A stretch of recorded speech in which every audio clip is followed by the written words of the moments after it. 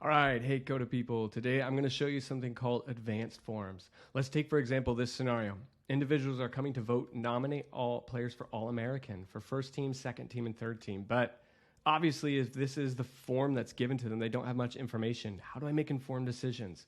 So what I'm going to show you how to do today is to take a Coda doc that you have and essentially use this as a starting point for your form and allow this information to pre-fill this form.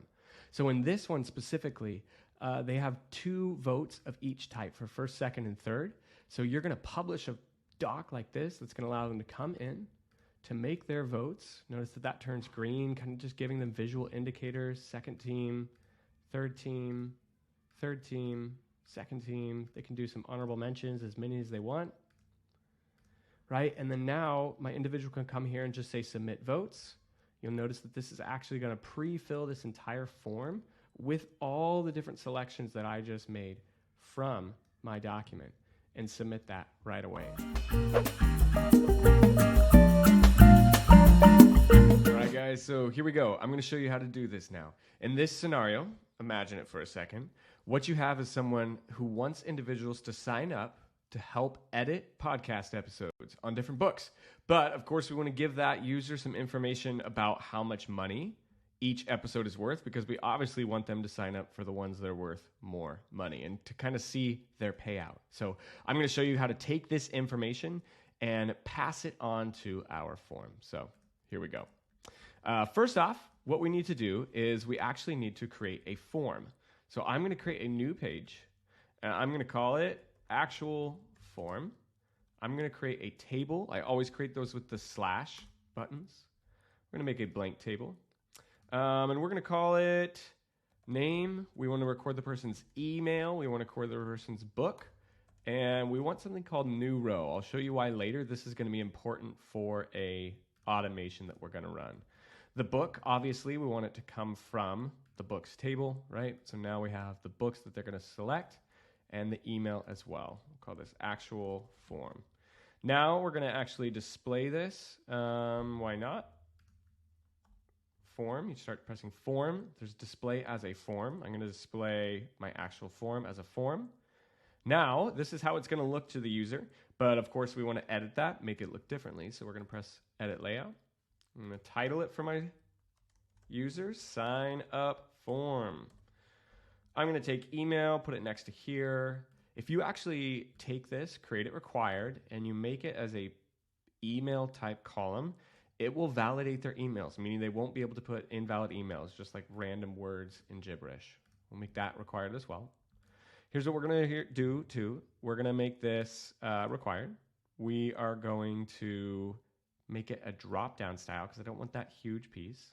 And then lastly, this is really important, lookup options. By default, lookup columns don't allow multiple selections. We want people to be able to sign up for multiple books. So I'm going to say allow multiple selections. And lastly, I'm going to hide that new row piece and turn off branding. All right. So here we go. Now we need to publish this form because we want users without a Coda account to be able to input data and information. You can press that right here, but if you forget and you're here later on, it also shows up here as publish form. So I'm going to publish this form, create a link. Before you do, you can copy that and you can go view it to see what it looks like, but you need to go to privacy. By default, it's just turned on to allow submissions, but we need to include lookup columns. Remember that this right here is a lookup column. If we don't include that, there will be no data there. So we want to include lookup columns. All right. So our form is actually ready to go. We can actually go view it now. Edit layout, copy link, done. I'm going to open up a incognito window so we can see kind of what it's going to look like. Right, so here's name, here's email. The user can input that information and it'll come right into our Coda doc, whatever they submit. But again, we want to kind of give them the visual of what they're signing up for. They can choose with their conditional formatting, kind of this advanced form style. So I'm going to show you how to do that now. What we're going to do is first we need to make this button. This button has to essentially grab all the information. So if a user says, I want this book and this book, what we need to do is grab that information and pass it onto our form, and we're going to do that via a button. So I've created a button here, and what we're going to do, is we're going to choose open hyperlink. And then in our URL field, we're going to use hidden parameters. So here we go. Ready? I'm going to press the equal button to open the formula. And I'm going to use my format formula. Now, in parentheses, I'm going to format what I want this URL to look like. First of all, it's the URL. So we're going to take the URL of our form, and after that, we're going to use a question mark. A question mark is really important. It essentially is just saying, hey, add some information to this URL. Whatever I add after that, that's what I want.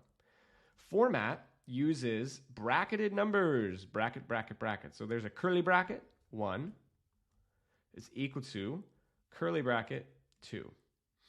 If you don't know format, those curly brackets are where we're going to input information. So notice the first thing I put after this comma is going to input in number 1. If I put dog, I got to put that in quotes. Notice down here how that becomes dog, right? And if I put for number 2, I put cat, that will become dog cat. If I switch this around to be 2, 2, notice now it's cat, cat. It's essentially just going to find curly bracketed numbers and input data there. What we're doing right now, though, is we don't want dog and cat. We want essentially number 1 to be a column, and we want number 2 to be the value of that column. So the column that we want to fill is, I'm going to go back to actual form, it's titled book. You need to get this exactly. And if it has spaces, you'll need to encode it for a URL. But I always like to just be safer and not include spaces in my column names. So in number 1, we want book, because that's the column we're trying to pre-fill, right? So open this form is what we're saying, and pre-fill the book column with this information.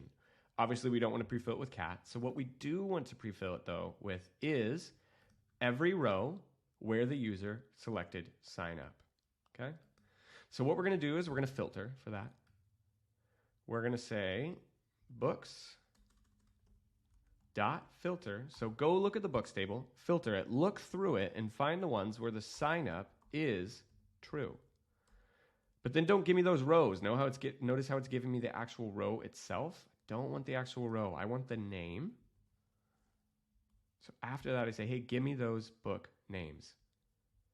And lastly, what we're going to do is we need to encode this for URL. So notice what this is doing right now. If I take this, take that, if I go here, I'm going to show you what this looks like. Notice that it says book equals book space number 812. That's not good. That's not what we want. We don't want spaces. URLs can't have spaces in them. Notice our URL up here. There are no spaces in this URL whatsoever. So what I'm actually going to do is use a formula called encode for URL. What that does is it basically takes any text and makes it ready to input into a URL. So notice this is a text, and the output of it is it's taking every space I have and putting a %20 sign in there. So that is a formula that you have within Coda. So what I'm going to do now is instead of this, I'm going to put all of this, copy that, and I'm going to put it inside an encode for URL. All right? There we go. So now I have that information pass through. But we don't, of course, want this URL here. We want this URL inside this button. So here we go. Again, I'm going to copy this, delete it, encode it for a URL. Boom. All right, so now let's test. Let's test if this is going to work. Shaboom. All right, there we go. Book 812 and book 212. My name is Scott, and my name is Scott at simpladocs.com. Let's send this info through. Make sure it works for us. Response has been submitted. Okay.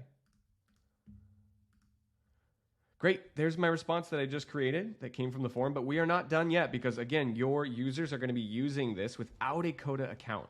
They don't want to access this actual form or your actual doc. That's the beauty of advanced forms, right? No one has access to your actual doc itself. So we've got to do a couple more things to make this work. So stick around with me. I promise it'll be worth it. Here we go.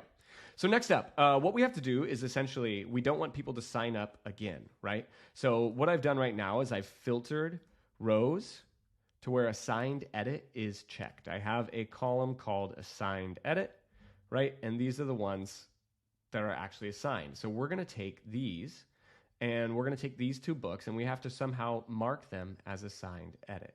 So what I'm gonna do is I'm gonna use a new row trigger automation. So here we go, text options. How you do that is you create a value for new rows. Doesn't matter what, I have a video on this. I'll link it in the description of how to do this. So I'm not gonna go into it in depth, but essentially you're gonna do that. And then what you're gonna say is you're gonna say an automation for mark as assigned. You're gonna say when a row is changed in my actual form, and it's the new row column, the one that I just selected here, then what I'm going to do is I'm going to modify rows, but I'm going to open up my formula editor and I'm going to say I want to modify step 1 result, aka the row that was edited or added, dot book. Notice that's giving me right there, that's saying a list of books. So I'm going to modify these values from these actual rows. And what do I want to edit? I want to do assigned edit as true. And I also want to do email. So essentially say who signed up for these is step 1 result dot email. And then lastly, name is step 1 result dot name. All right. So now we have an automation set up so that these will go over to book 812 and 212. Let's go see. Here's book 812 and 212. Assigned edit. Those should disappear after we test this rule out. Let's also look at the columns, email, name. All right, let's test out that automation, see how that's gonna work. Woohoo, 2 rows modified. Notice that they just disappeared and now they're back again. So that automation is gonna work for us now. Last things, and again, this is really important. This is where the secret sauce is in Coda, how we're gonna actually make this work for our members is what we're gonna do is we are gonna publish this as a play version doc. So here we go. This is how we do this. And all of these pieces are important. You're going to say share. You're going to publish it. You're going to publish it here. You don't want it discoverable by anyone, so you'll turn that off.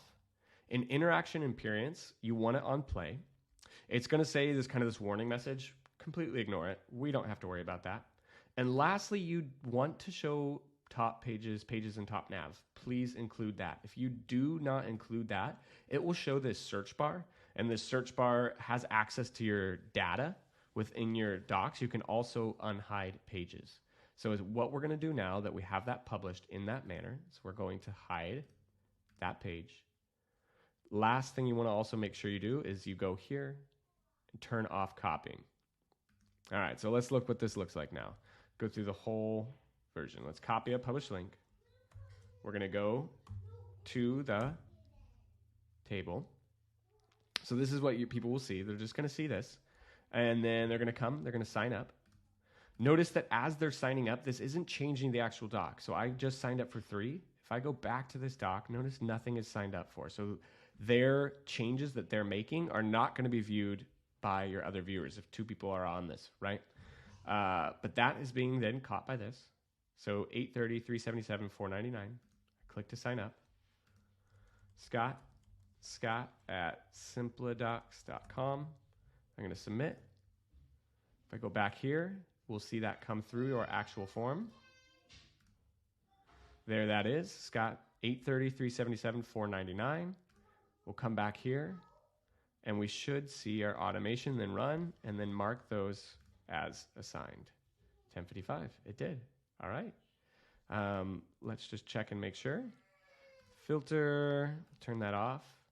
We'll open up those columns and you should see email, name. Notice that it marked me in those spots. So that is advanced forms. That's how you're going to kind of allow advanced forms to happen. Also, hint, you can actually use this method to create conditional Coda forms, conditional logic within your questions. So hope that helps. Hit up in the comments if you have any questions. Adios.